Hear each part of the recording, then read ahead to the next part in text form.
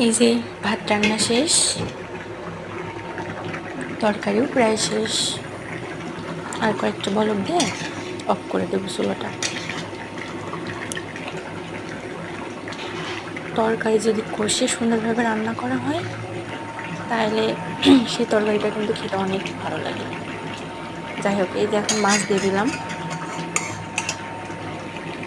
কারণ আমি আবার একটু ওই তরকারিটা হয়ে যাওয়ার মুখে একটু আগে মাছটা দিয়ে দিই। আমার কাছে এটাই বেটার মনে হয়। কিছুক্ষণের মধ্যেই অফ করে দেবো, কিছুক্ষণ একটু হোক। আচ্ছা, কচুমুখী বেগুন আর মাছ নাকি কচুমুখী দিয়ে পুঁই শাক আর মাছ, কোনটা বেশি ভালো লাগে, কোনটা বেশি ভালো মনে হয়? আমার কাছে দুইটাই ভালো লাগে, তবে কচুমুখী আর বেগুন তরকারিটাই বেশি ভালো লাগে আর কি।